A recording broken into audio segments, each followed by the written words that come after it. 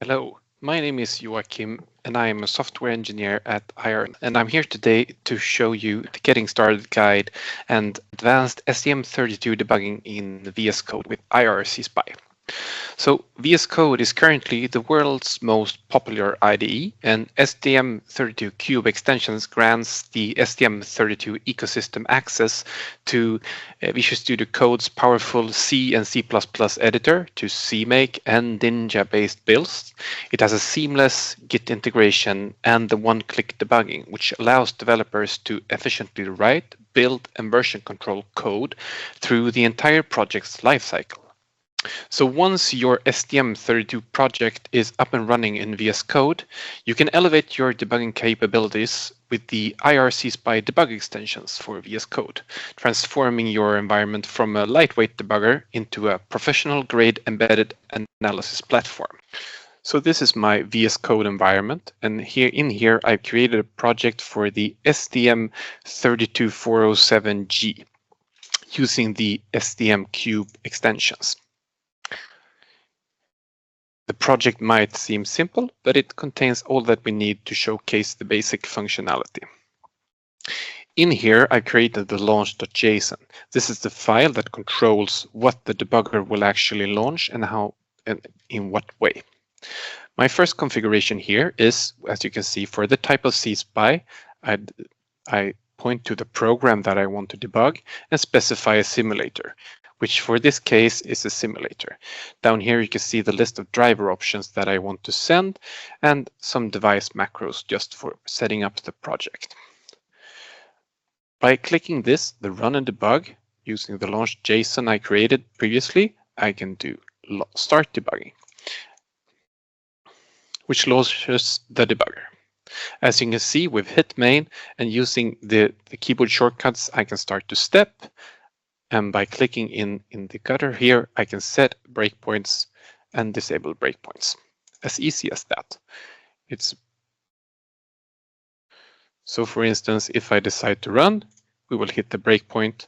I can step into the functions to see where they go. And all while doing this, I can still examine how my variables change within the system.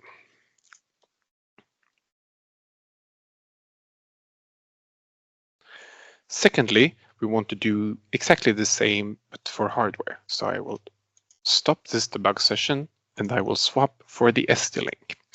Once again, going back to the launch.json that we saw previously, we've added a section which then refers to as the ST-Link.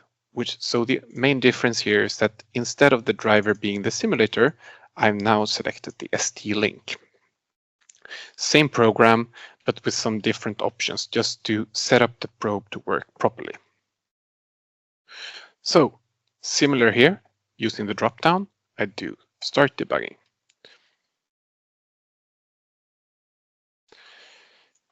Examining the debug console, we can see that we have successfully loaded the ST-Link driver. We've flashed the board and we now have code that is up and running on the actual hardware. The environment is still the same, no major changes needed, and you can see the breakpoints that I set previously is still enabled. So I can still run. I will hit the breakpoint I set previously and do all the same operations while still sort of being able to examining my static variables which changed during the debug session. No more needed. So now to demonstrate some of the features that sort of makes C-SPY stand out from the rest, which is the list window concept. So I will start this again. And we've hit main. So on the left-hand side, you will see a number of different list windows which allow you to debug your code more efficiently. We have the watch, which allows you to add the variable and keep expecting it throughout the session. So I can add call count here. You can see that it immediately evaluates it to 0. I can view the call stack. We have the autos, which is basically every live variable that we want to show right now. We have a quick watch, which allows you to evaluate the variable at that very instance of time and then keep track of it. The live watch, and of course the registers. So if I were to maximize this a bit to make it more visible, we can see that as we step through the code, the PC changes and the changed value appears in blue. So you can easily spot, okay, this value has changed in my registers. This also allows me to open the context menu to specify which format I want to look at, want it to be displayed it. So if I want this to be binary instead, I just select binary and it swaps it for binary. Nothing more needed from the user. If we now run to this particular, like that, we've hit main, and I will now show you how you can create custom register groups. So in here we have the register user groups. So in here I can create my group. Let's call it group 1, like that. And to this I can start to add registers. So if I want PC to show, I just add PC, and we can see that PC shows up. In the register view, we can see that group 1 has showed up in the list of available.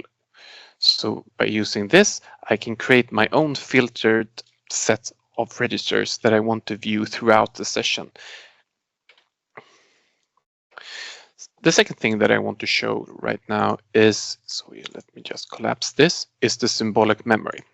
So symbolic memory allows you to inspect the memory throughout the session. So let's have a look at call count. By just searching call count, it will jump to it directly, and I can see the value of it.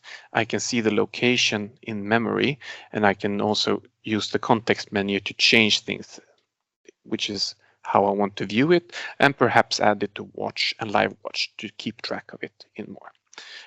Double clicking or just clicking in the cell that shows the value allows me to change the actual value as I go along, like that. So now call count is 1, and we can see that everything is updated. So call count is 1.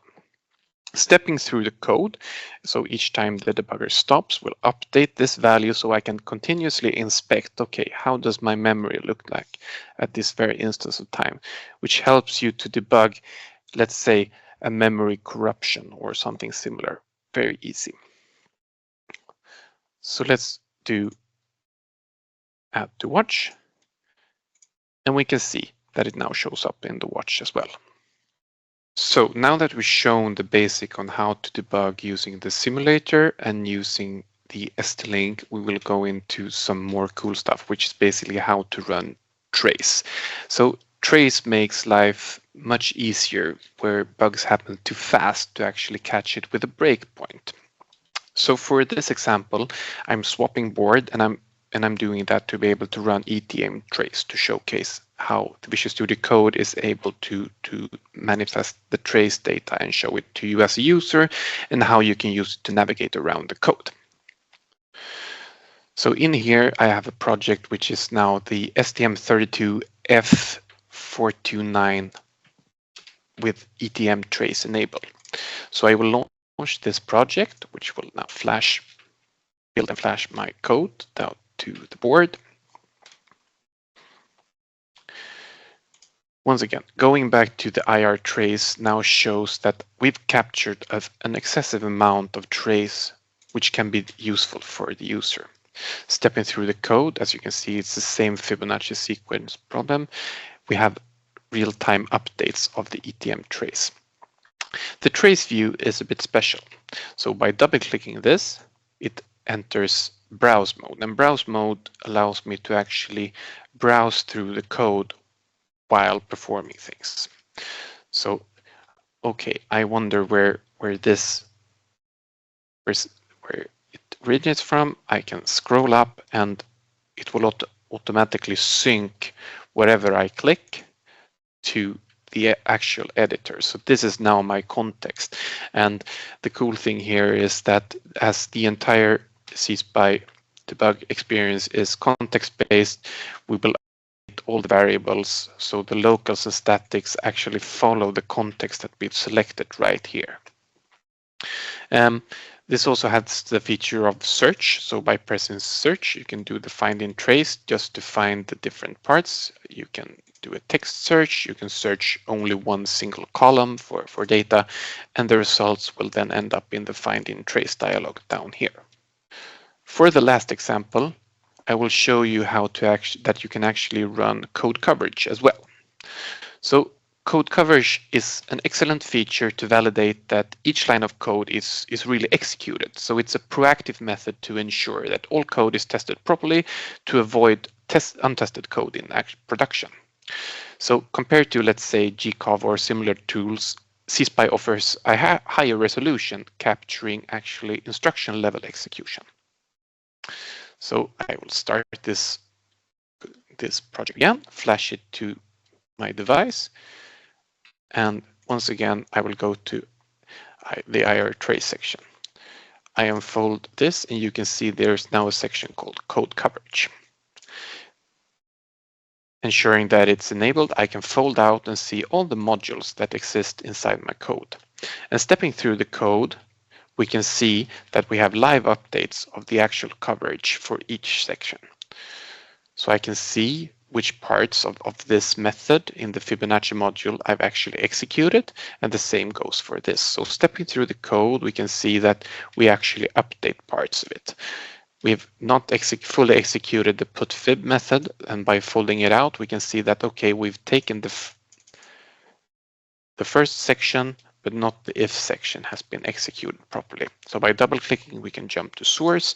So we've not taken this branch as we've not run this too far.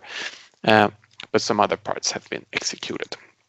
So this is an excellent feature when trying to figure out if you have, let's say, dead code in your system or code that is untested by your current sort of test sequence.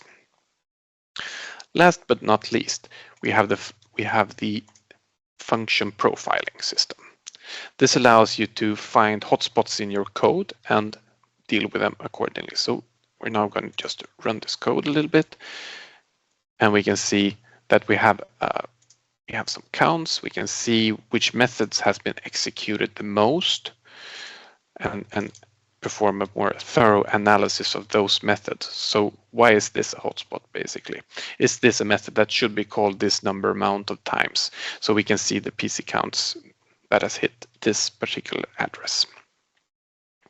To wrap things up, STM32 Cube for VS Code is a great lightweight foundation in VS Code, and it offers support for building and debugging.